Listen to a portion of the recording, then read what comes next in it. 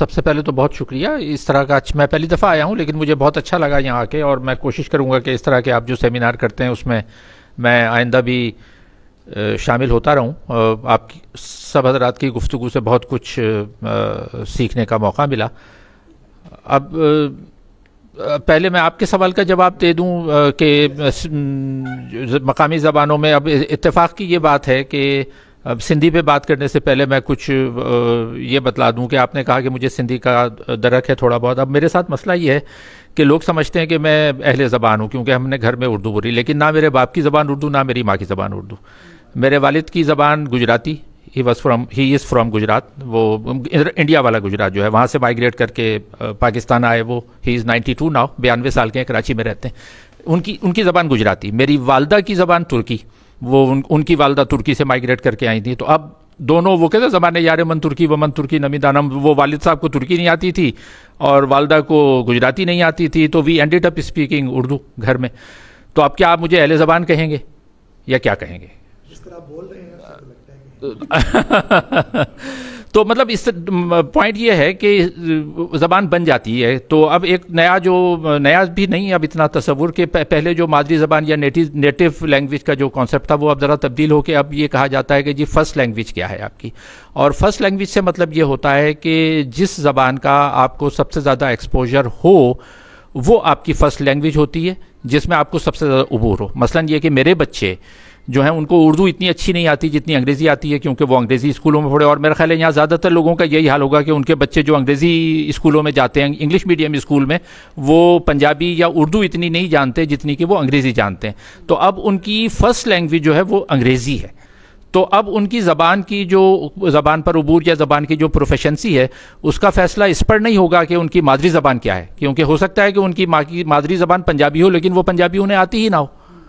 تو پہلے ہم یہ سمجھتے تھے کہ جس کی مادری زبان ہے تو وہ اس زبان کو زیادہ اچھا جانتا ہے یا جانتی ہے, لیکن اب ایسا نہیں ہے. ممکن ہے کہ مادری زبان پنجابی یا اردو ہو لیکن وہ انگریزی زیادہ بہتر جانتے ہوں. تو اس لیے اب مادری زبان یا نیٹو لینگویج کے بجائے فرسٹ لینگویج کا پوچھا جانا زیادہ اہم بات ہے. سندھی کی طرف آئیں تو سندھ میں 3 بنیادی لہجے ہیں. ایک تو اترادی کہلاتا ہے اتر کا, یعنی وہ جغرافیائی تقسیم ہے. ایک وچولی ہے جو کہ بیچ کے جو اضلاع ہیں ان میں, یعنی اترادی جو ہے وہ کشمور اور شکارپور اور سکھر روہڑی وہاں پر وہ لہجہ ہے.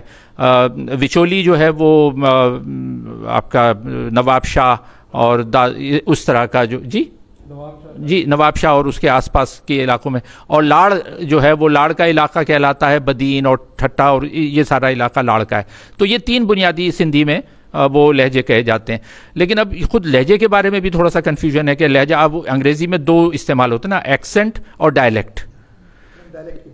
تو اب ڈائلیکٹ, اور اگر ڈائلیکٹ لہجہ ہے تو ایکسنٹ کو کیا کہیں گے؟ مطلب ظاہر ہے ہم اس کو استعمال تو ایسے کرتے ہیں لیکن اس کو تہتی بولی کہتے ہیں. سب کہا جائے گا. تو سندھی میں تو یہ ہے اس طرح سے.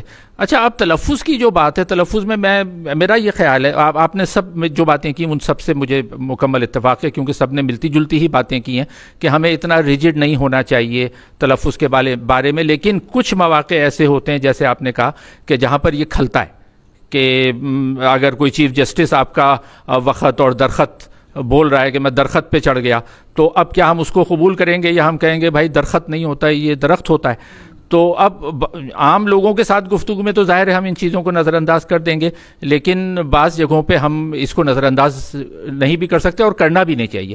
مثال کے طور پہ عالم اور فاضل کی جمع جو ہے وہ علماء اور فضلاء ہے. تو اب اگر کوئی کہے علماء اور فضلاء کہے تو اب اس کا بالکل مفہوم ہی بدل جاتا ہے. تو ہمیں اس کو کہنا پڑے گا کہ بھئی یہ علماء اور فضلاء نہیں ہے, یہ فضلاء ہے کیونکہ اس کا مفہوم بدل رہا ہے. تو اتنا کچھ نہیں ہوتا. تو یہ ایک چھوٹی سی مثال ہے. تو میرا خیال الٹیمیٹلی یہی ہے کہ عام لوگوں کے ساتھ تو ہمیں رعایت دینی چاہیے, لیکن جو پڑھے لکھے لوگ ہیں تو ان کو کوشش یہ کرنی چاہیے کہ وہ اپنا تلفظ بہتر رکھیں.